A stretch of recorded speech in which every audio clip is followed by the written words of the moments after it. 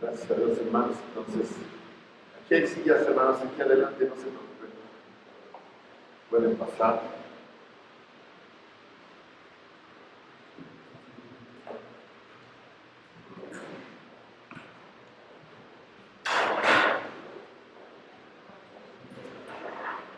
Bueno, gracias a Dios, hermanos, que ya tenemos también maestros para los niños pequeños.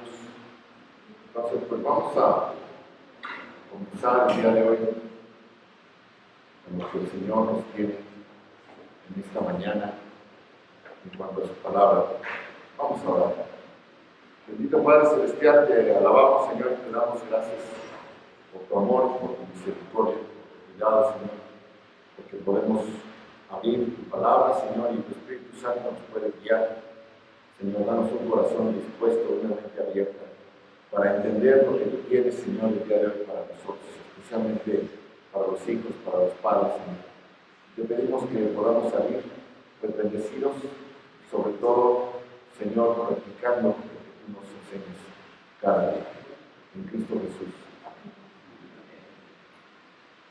Como lo hemos estado estudiando a lo largo de esta serie de sermones, la familia es el centro crítico de la sociedad. Es donde la persona, donde todos nosotros aprendimos o aprendemos a trabajar o no. Es donde aprendemos a desarrollar nuestras aptitudes económicas, nuestras aptitudes sociales, donde desarrollamos nuestros valores morales, nuestros valores éticos y donde desarrollamos y podemos desarrollar nuestra fe en Dios. Cuando las cosas van bien en una familia, en las familias, la vida va viento en popa y vale la pena vivir. Pero cuando la familia no va bien, cuando la familia tropieza, la vida de sus miembros se desmorona. Y como vemos a nuestro alrededor, es obvio que en nuestro tiempo la vida se está desmoronando. Los hijos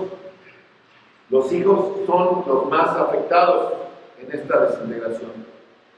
Carecen de amor, de disciplina correcta, y el mundo moderno está criando una generación de hijos turbados, enojados, amargados, que han sido abandonados por padres que están muy ocupados o mucho más ocupados en sus carreras, o por sus madres que deben trabajar o que también quieren realizarse y están haciendo sus cosas.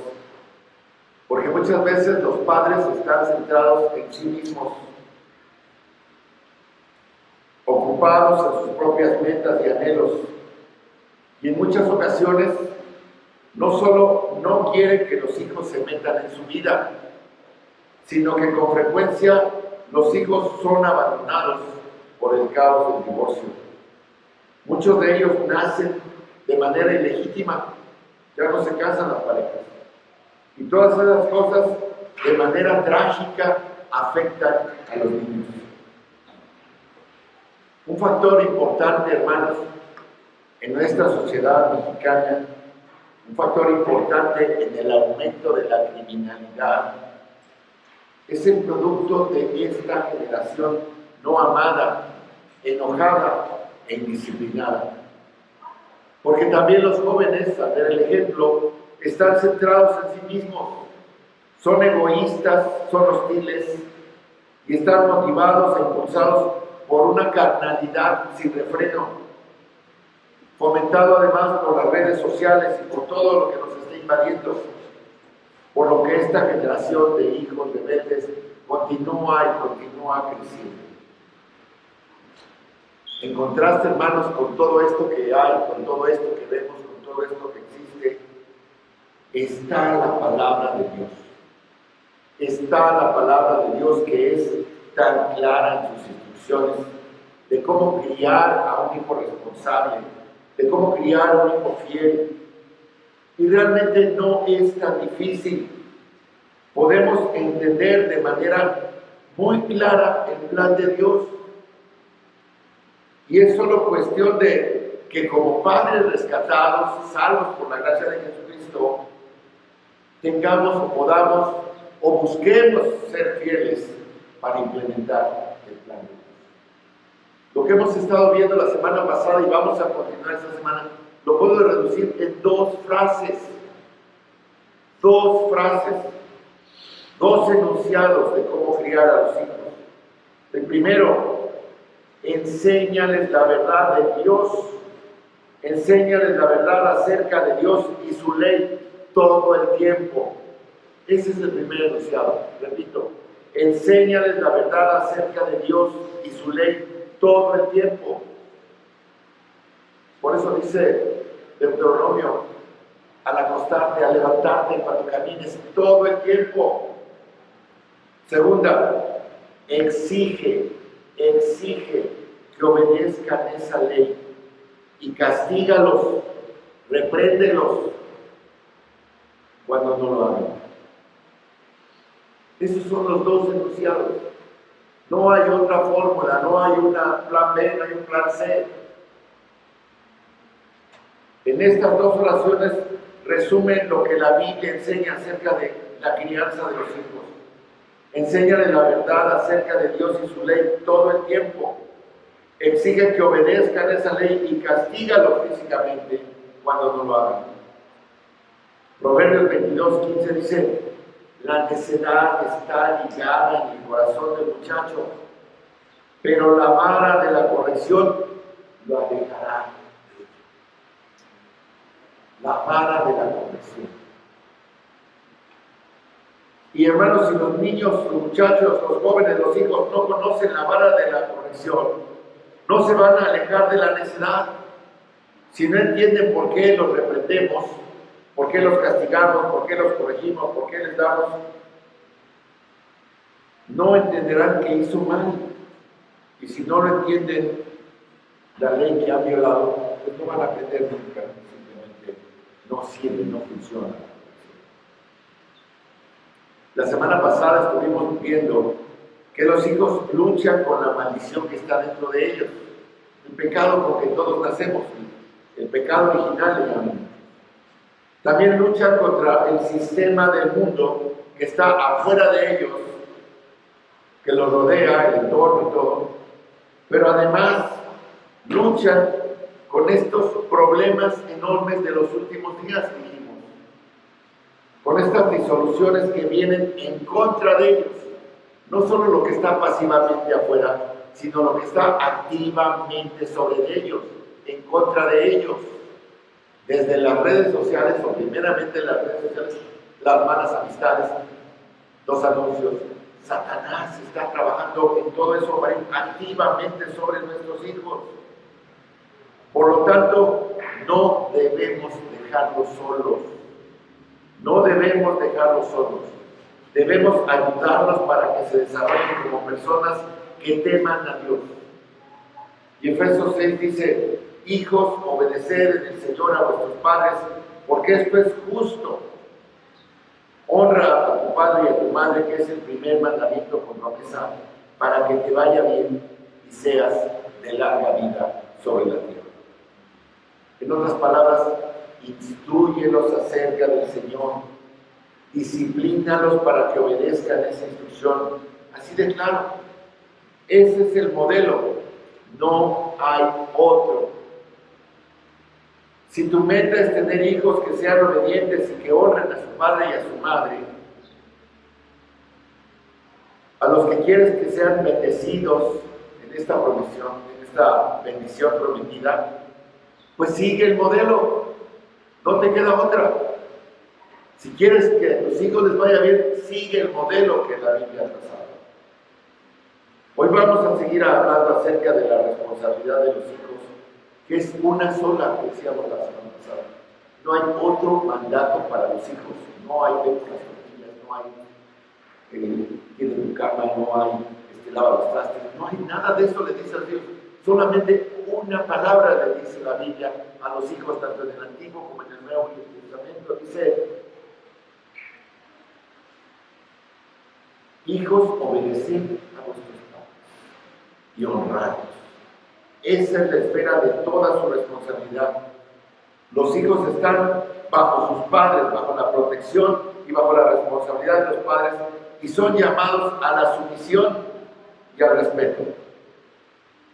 Pero a los hijos, hermanos, para que ellos hagan esto, se les debe enseñar. Deben ser disciplinados, enseñados para que lo hagan. Se les debe hacer que obedezcan y se les debe hacer que respeten. Cuando no seguimos el modelo, cuando no enseñamos y corregimos, cuando uno de estos elementos falla o no está, no lo puedes compensar con nada.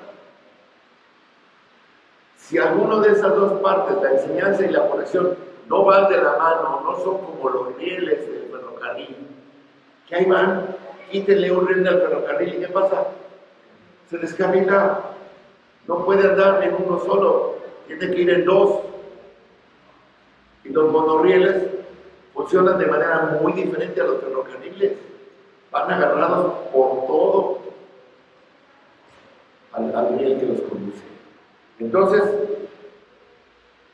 si fallan alguna de estas dos cosas, no lo van a poder compensar con juguetes, no lo van a poder compensar con tablets, con iPads, con celulares, con Xbox, con Nintendo, y no sé qué tantas otras cosas hay, con motos.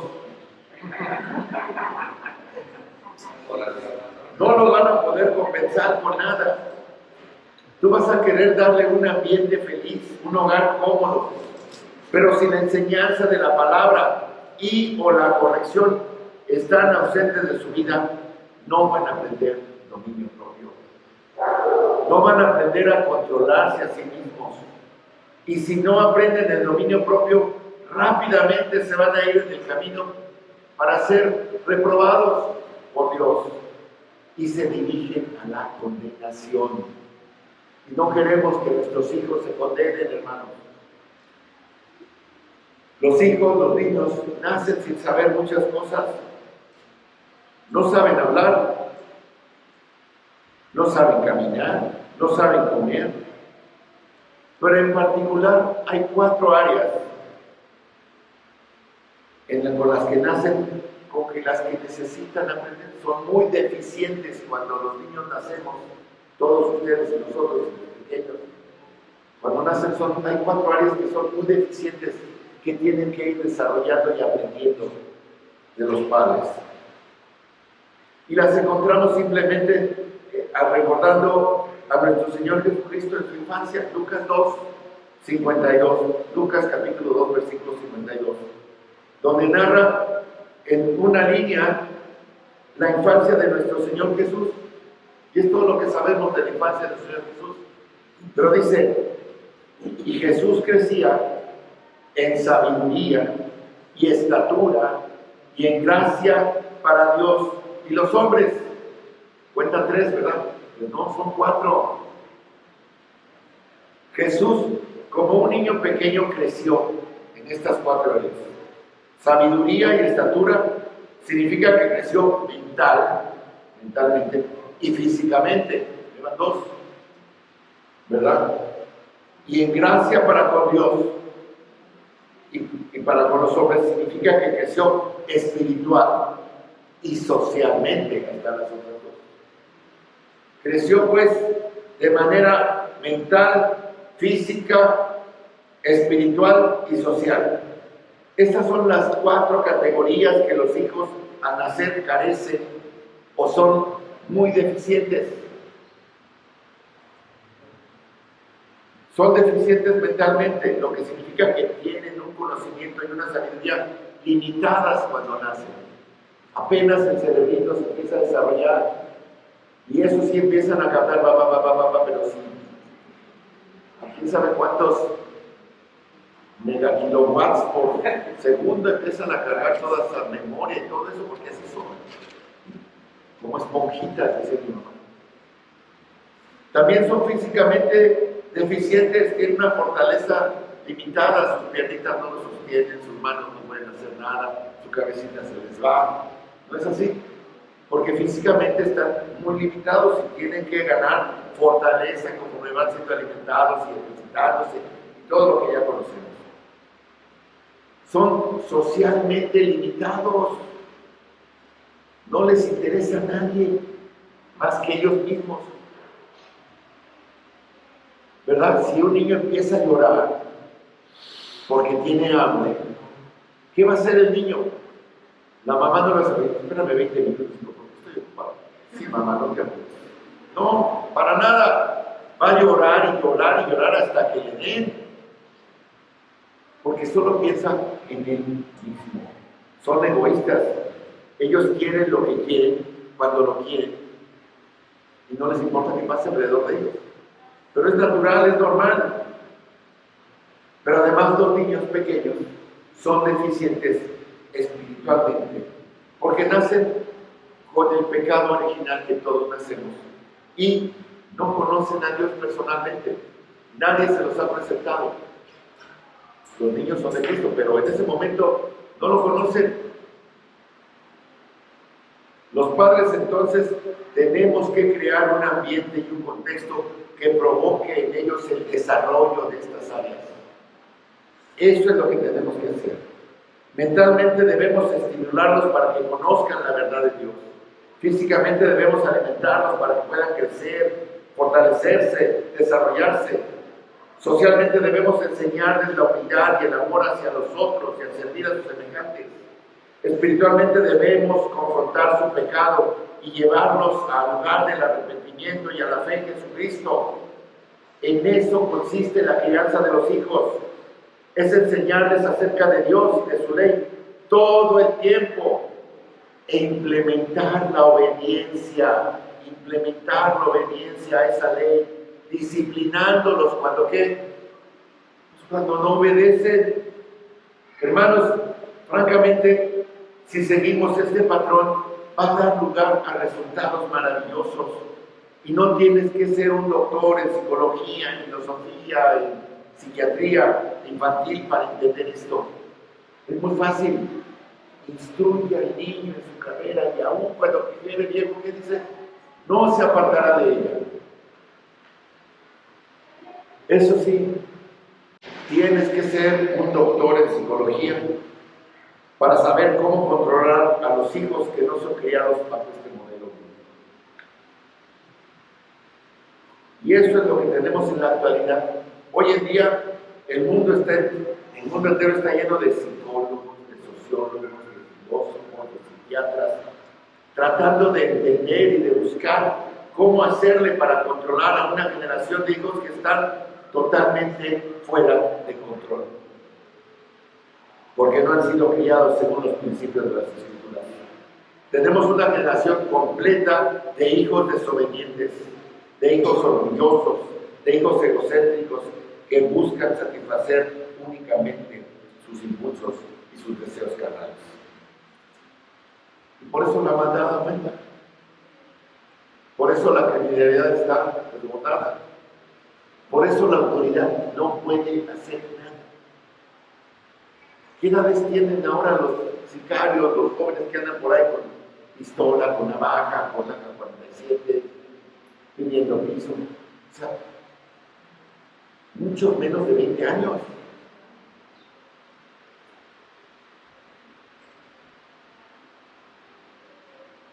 Los padres están, la sociedad, hermanos, los padres, la sociedad ha programado a los padres a no disciplinar corporalmente a sus hijos, porque ha sido reclasificado recientemente como abuso infantil. Si tú le das una nalgada a tu hijo, te pueden demandar, si alguien te ve, te mete a bote. En muchos países así es. Así los padres pues no saben qué hacer, qué sistema moral deben enseñar a sus hijos. Y por si fuera poco, los padres están demasiado ocupados como para molestarse y no se enfrentan a esos hijos que están enojados. Y no les dan amor, y no les dan afecto, y no les dan la atención que necesitan. Y están entonces fuera de control, porque no han aprendido dominio propio. La gran cantidad, la gran mayoría de los padres no saben qué hacer con sus hijos. cuando les hacen un delito. Desde el más pequeño hasta los grandotes de 20 21. No saben. Y como les decía yo la semana pasada, nosotros asistíamos a la iglesia bautista Montemoria. Está exactamente enfrente del reclusorio sur de mujeres, el reclusorio de mujeres en Tetepan. Y es una tristeza, hermanos, que salir nosotros del culto. La cantidad de madres y algunos padres afuera. Y quienes digan, es que mi hija es inocente. Es que mi hija no hizo nada. Una vez estaba una persona, y este no fue en el episodio, fue en otro lugar, que su hijo, su hermano, lo habían matado por tratar de asaltar a alguien. Llevó una pistola y el otro sacó la pistola, se lo enseñó, le puso un tiro. Y la hermana estaba llorando. Es que nada más estaban robando, no estaba haciendo más que robando. O sea, como decía el filósofo Marco Antonio Solís, ¿a dónde vamos a parar? Fíjense ustedes, hay un medicamento llamado Ritalina. Científicamente es el metilfenidato.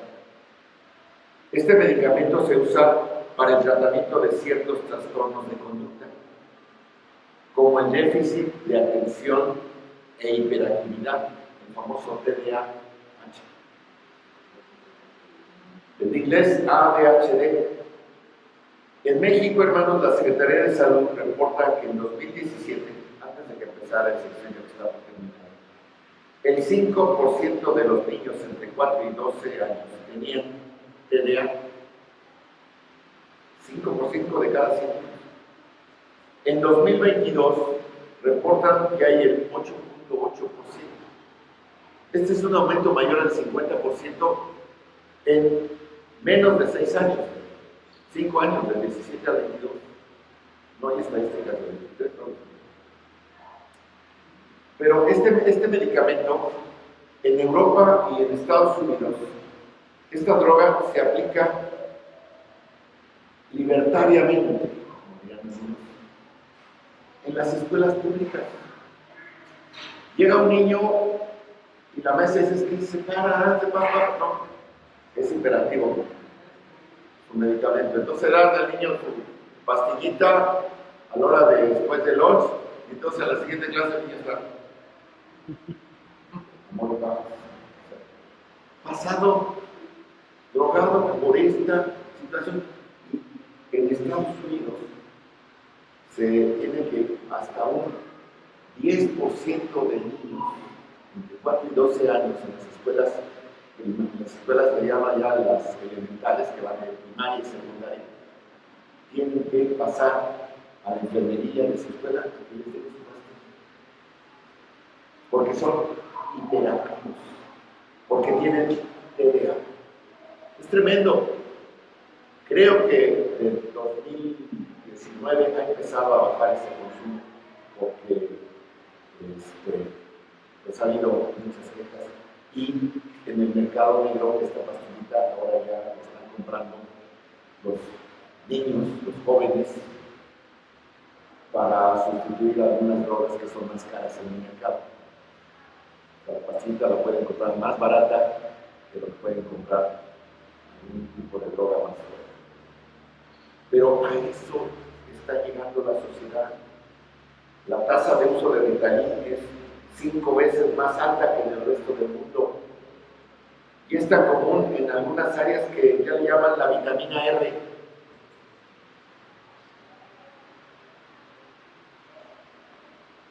Hermanos, de lo que estamos aquí hablando es que están convirtiendo a los niños en drogadictos para que los padres puedan continuar con su vida, para que no batallen, para que los maestros no eduquen, para que no corrijan, para que no les llamen la atención.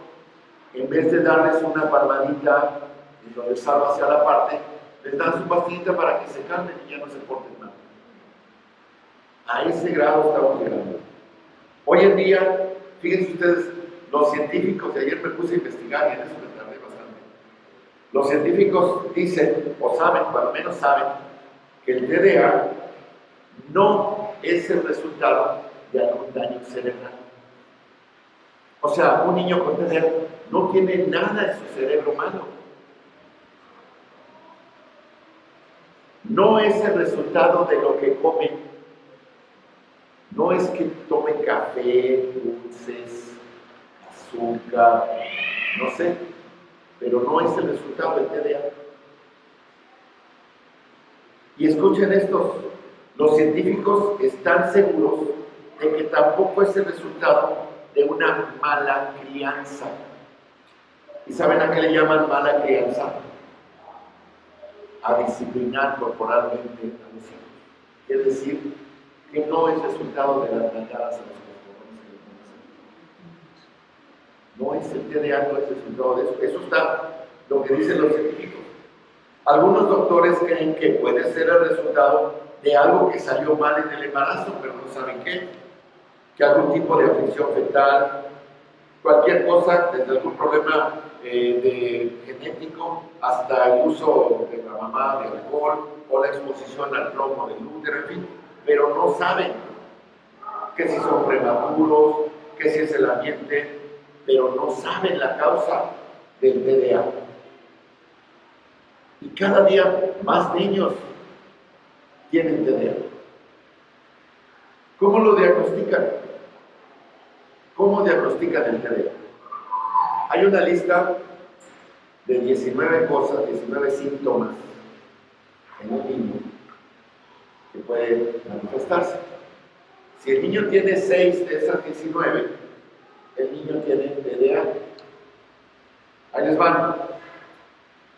Puede poner poca atención a los detalles, hacer errores sin poner atención, se distrae fácilmente, no escucha cuando la gente habla, no sigue las instrucciones, no termina lo que comienza, tiene dificultad para organizarse, evita tareas que demandan esfuerzo sostenido, pierde las cosas, pierde la atención, se olvida de las cosas durante el día, se mueve mucho en el asiento, se levanta cuando se espera que se esté sentado, corre por todos lados, corre de manera excesiva, tiene dificultad para jugar en voz baja, siempre está gritando, actúa como si fuera impulsado por un motor, habla mucho y la última, responde antes de que las preguntas se terminen de hacer. Hermanos, creo que tengo TDA. Creo que todos tenemos TDA. ¿A quién está describiendo estos síntomas? Me describen a mí, me describen a mis hijos, y así son todos mis nietos, los 5. Y hermanos, yo les aseguro que yo no tengo esa enfermedad, si así le llamo. Todo niño es así si no se le enseña el dominio propio. Cuando llegue a primaria, cuando yo llegué a primaria, hermanos, recuerdo a la maestra Elvira dándome algunos reglazos cuando escribía con la zurda o cuando hablaba mucho o cuando simplemente no ponía atención.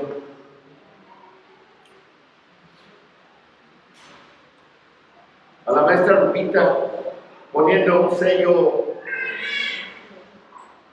de burrito en mi cuaderno, o de cochinito, o de osito, o de cuántos había. De abejita era difícil de obtener. Y cuando llegaba yo y escondía mi cuaderno de la mochila y no quería que mi mamá lo revisara, porque si lo revisaba, pues ¿qué pasaba? Y a volverlo a hacer.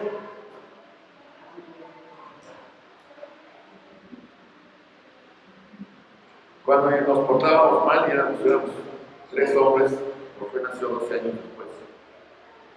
Pero a nosotros 3, pues no nos castigaban a plazos. Era de contado con el cinturón.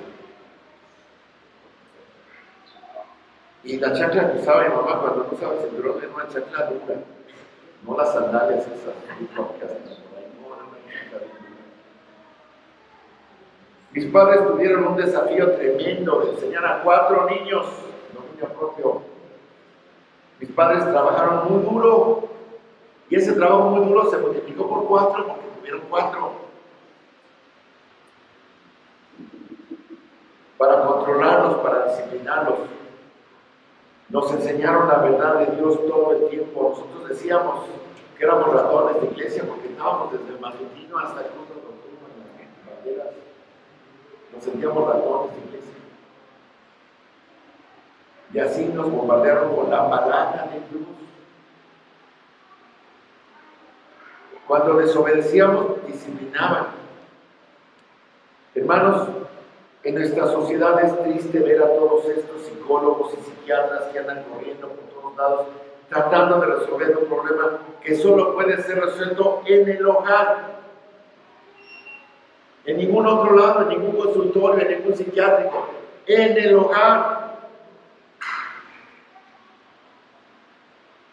Donde la palabra de Dios reine de manera suprema.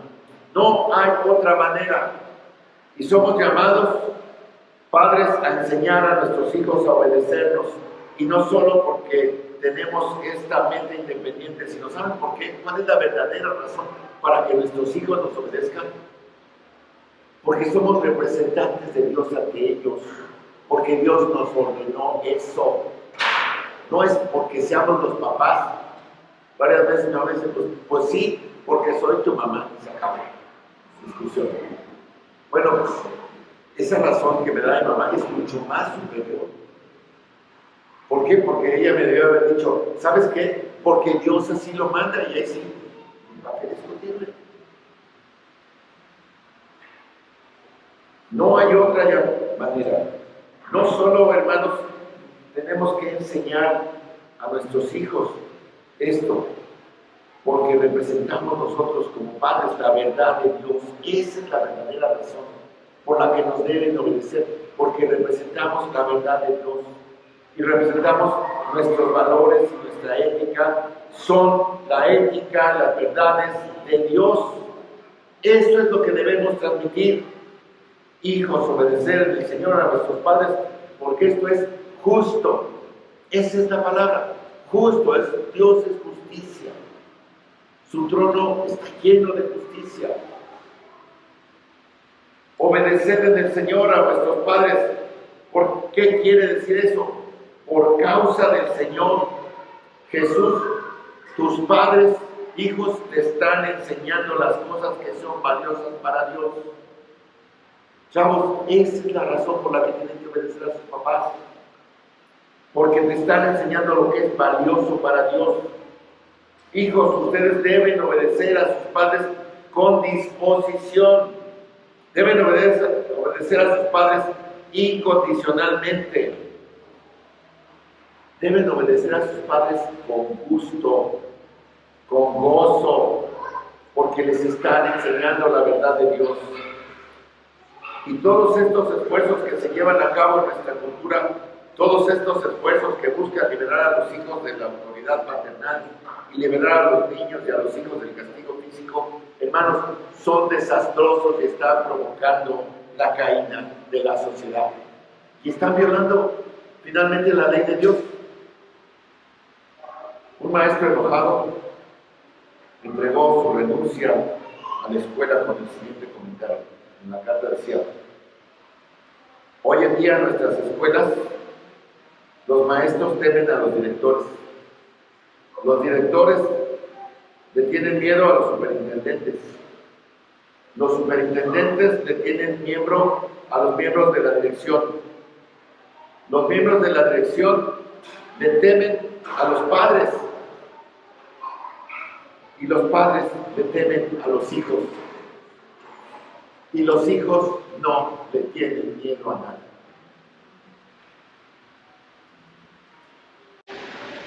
Por eso, religión. Un extranjero, hermanos, en nuestro país, dijo que lo que más le impresionó acerca de México, ¿saben qué? La manera en que los padres obedecían a sus hijos.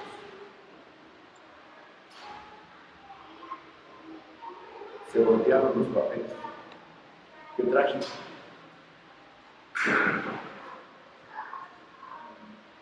Hijos, obedecer en el Señor a nuestros padres. ¿Por qué? Porque esto es justo. ¿Quién lo dice? Lo dice Dios, que es justo, que es correcto. Y ustedes van a saber que es correcto al ver a su alrededor y vean el desastre que es esta cultura cuando los hijos no lo hacen. Dios dijo, hazlo, esto es justo, es correcto, y escribió acerca de lo que es justo. La palabra justo, dikaios en griego, aparece 185 veces cuando menos en el Nuevo Testamento, perdón. Y Dios ha establecido lo que es justo, lo que está bien, y es un componente primordial en el problema actual que tienen los padres porque no saben lo que es justo. Los padres no saben lo que es correcto porque no hay un estándar moral. Cuando los padres salieron de la escuela o viven en la sociedad, la mayoría de los padres que tuvieron inclusive educación universitaria salen con el pensamiento de que no hay algo correcto, de que todo es relativo. ¿Y qué pasa ahora? Si la mayoría lo dice, el pueblo es sabio. Entonces, ¿qué hacen? Tonterías. Ahora, la verdad es de la mayoría, aunque estén mal. Y ese es el gran dilema de los padres. ¿Cómo pueden enseñar a su hijo lo que es correcto si todo es relativo? Lo único que pueden hacer es evitar que te molesten, es esquivar. Esa enseñanza es ir esquivando. Y se va haciendo el problema más grande, más grande, más grande.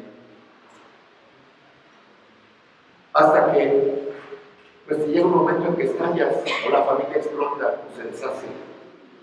Y para muchas personas, como veíamos, la manera más simple de hacer eso es dándole su pastillita de Ritalina.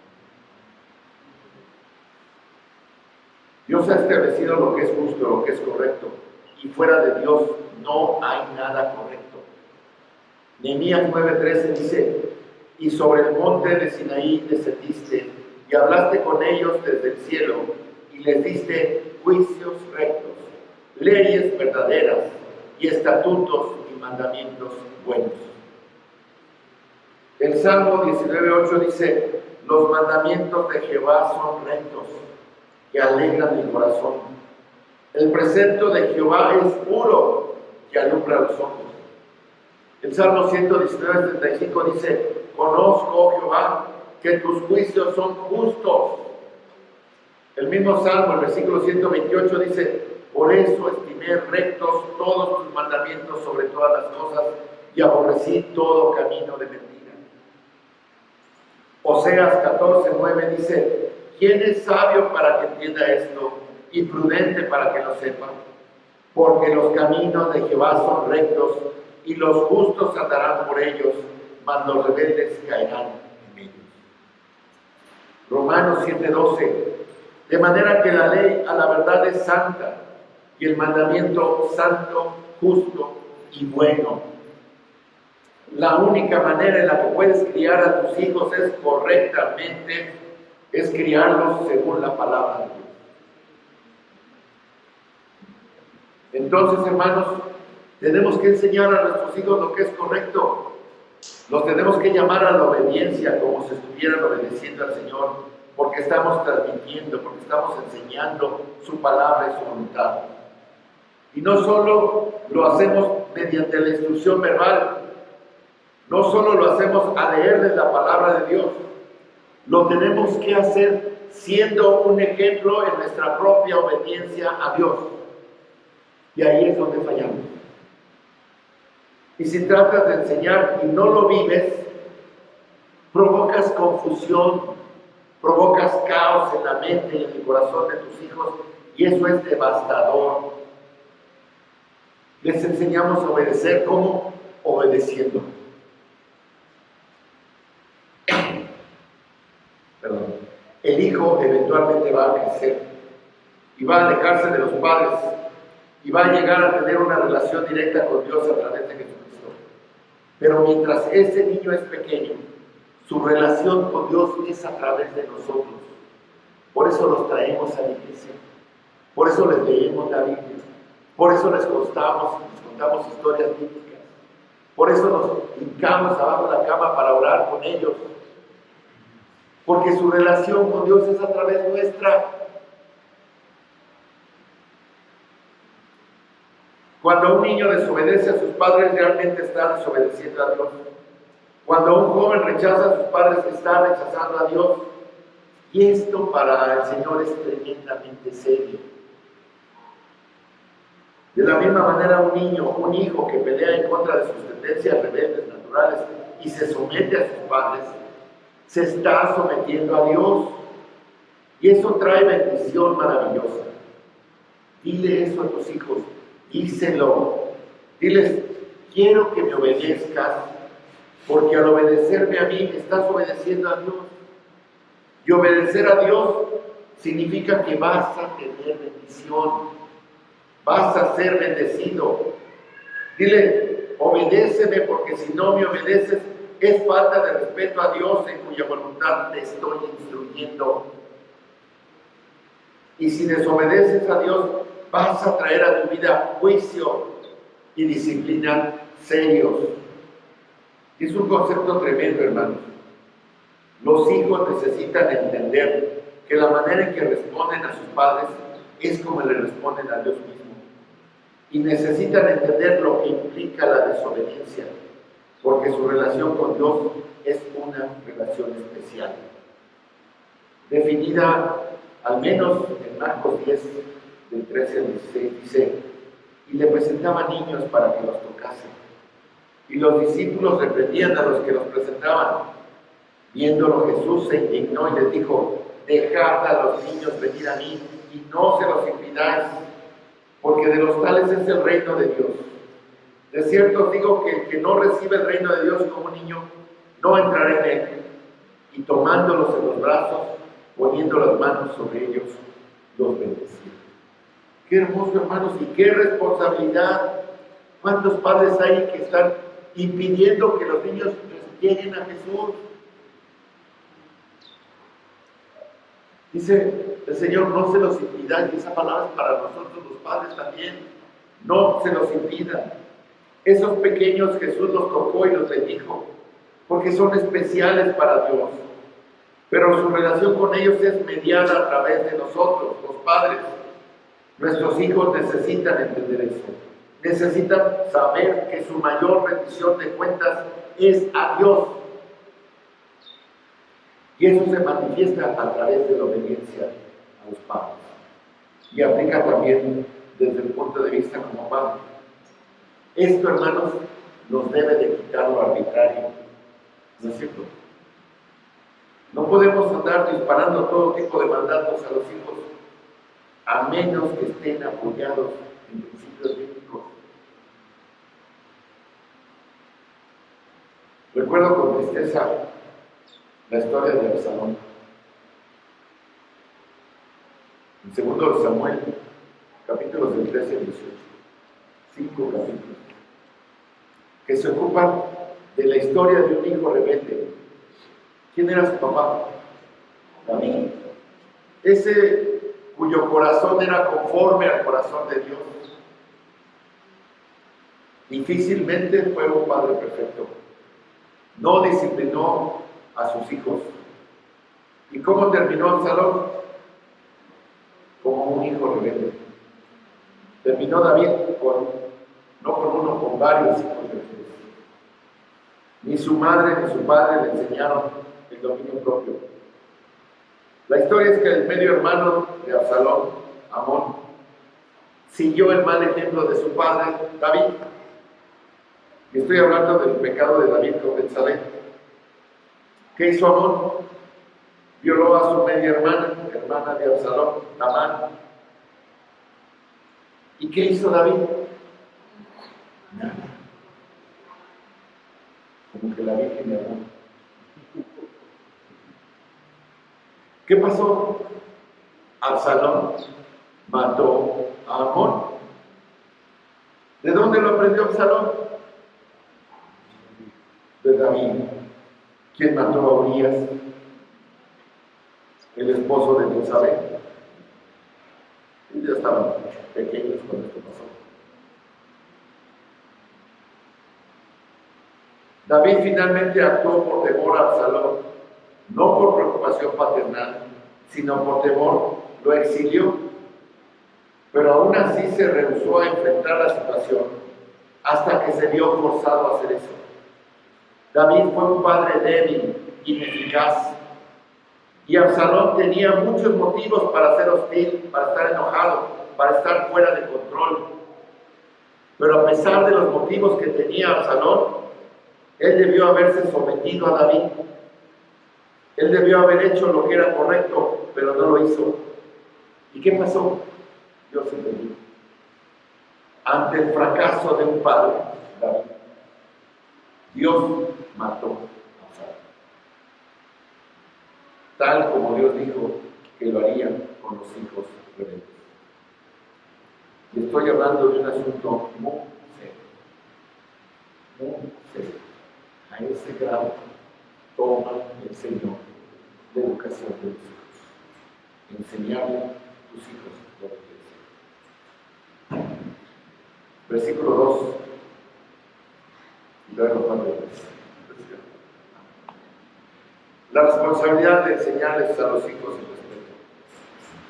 Honra a tu padre y a tu madre, que es el primer mandamiento con promesa para que te vaya bien y seas de larga vida sobre la tierra. No solo estamos encarando aquí acción con respeto a la obediencia, sino estamos encarando también actitud. Tienes que tener la actitud.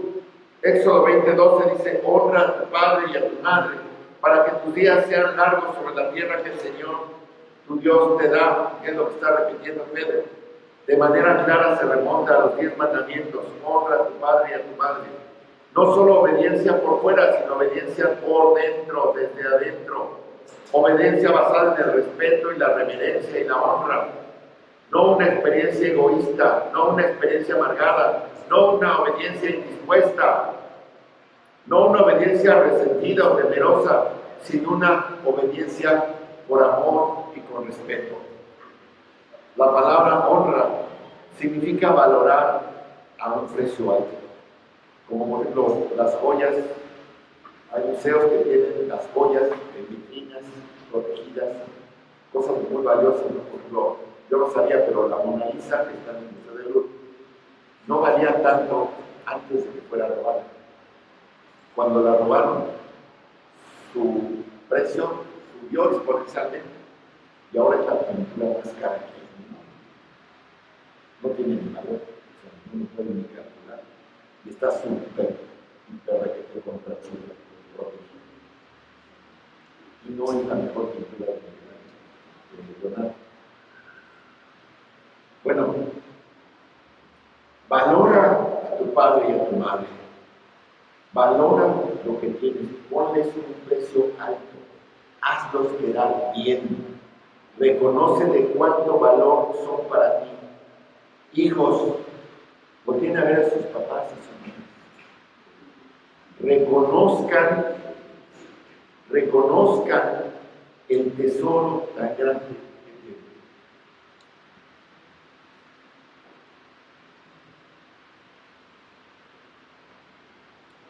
Este es el primer mandamiento con promesa. Es el quinto de los 10 mandamientos. Y es el primero que tiene que ver con las relaciones humanas. Porque es el primero que tiene que ver con las relaciones humanas.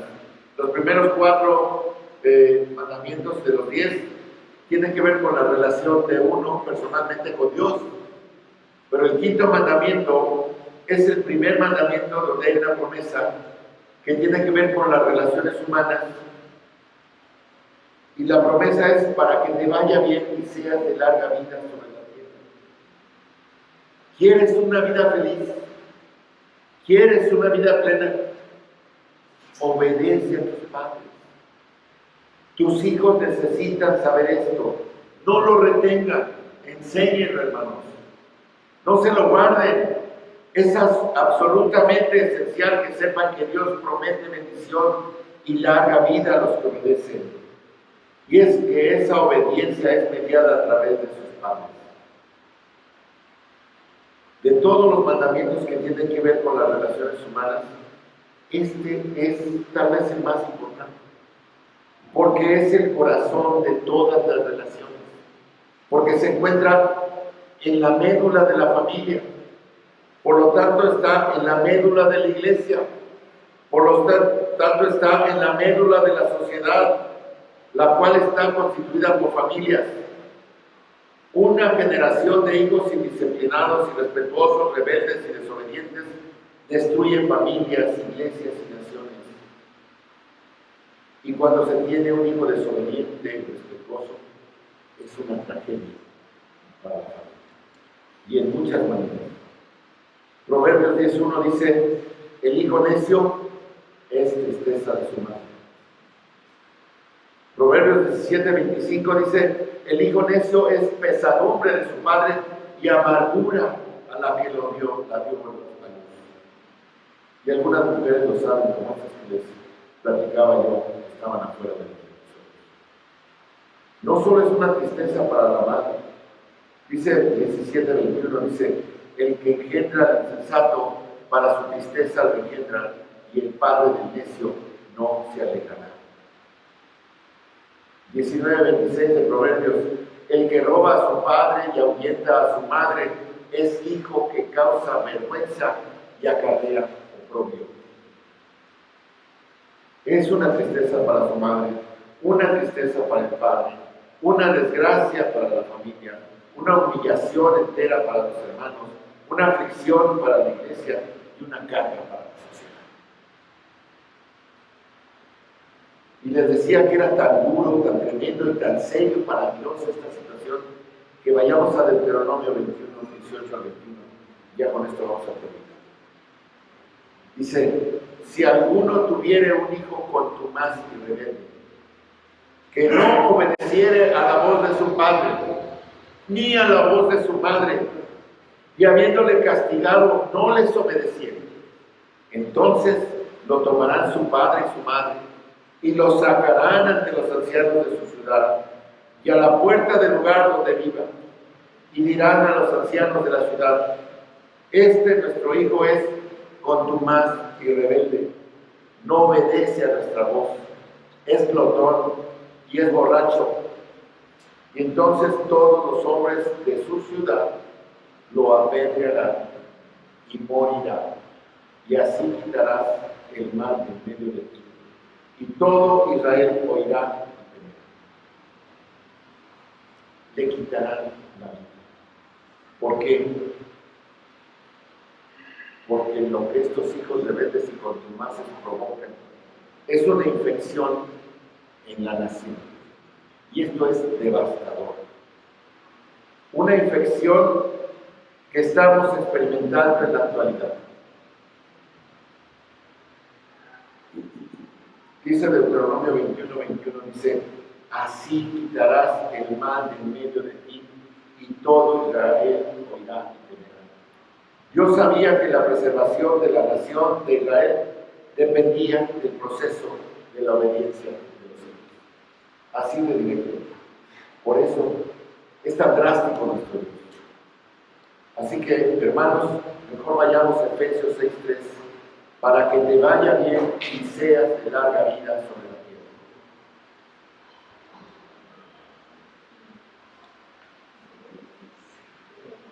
Para que te vaya bien y seas de larga vida sobre la tierra.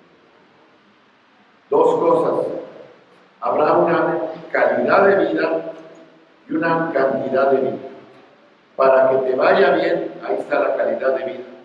Una vida plena, rica, gozosa, feliz, pacífica, una bendición general de calidad.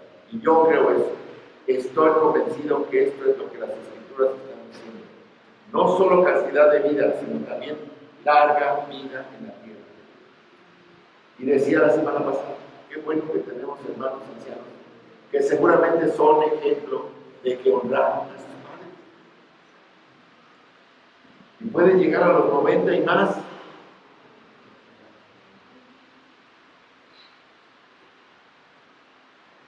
¿Qué significa? Podemos interpretarlo de muchas maneras. Primero, físicamente, que puedes vivir una vida plena. Creo que puedes vivir una vida que no va a ser portada por el pecado, que no va a ser portada por la desobediencia. Vas a vivir una vida plena que Dios planeó. Vas a cumplir el propósito de Dios, y hasta que no cumplas el propósito de Dios, el Señor te va a recoger. Por eso estás aquí.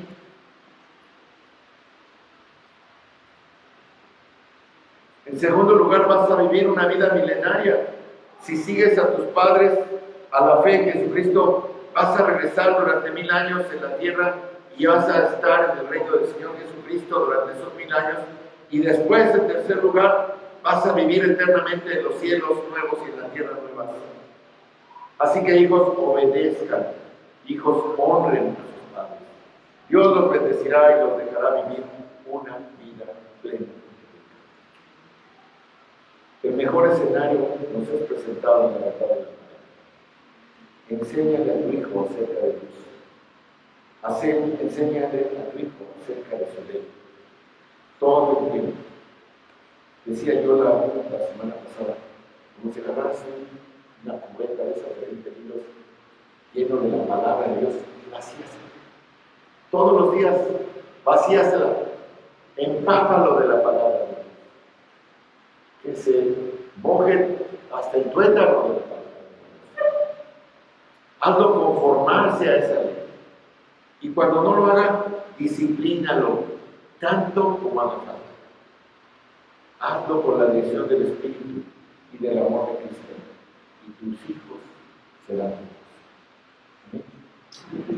Vamos a orar. Bendito Padre Celestial, te damos infinitas gracias, Señor, porque eres maravilloso, Señor, porque tu amor también es insondable. Y nos enseña, Señor, tantos misterios y tantas cosas tan sencillas, Padre, que podemos aprender y que podemos practicar. Bendice mucho a mis hermanos que todavía tienen a sus hijos en su techo. Señor, que puedan ser, en la etapa en la que estén, hacer lo que tu voluntad quiere. Lo pedimos por nosotros, como los que estamos ya en otra etapa, Señor, que también podamos seguir instruyendo a nuestros hijos, a que ya sean adultos, a nuestros nietos, Padre, que podamos transmitir hasta la quinta generación, como dice tu palabra, que podamos enseñarles a obedecer y a honrar, sobre todo. Te lo pedimos en el nombre de tu Hijo, Cristo Jesús. Amén, hermanos. Dios los bendiga.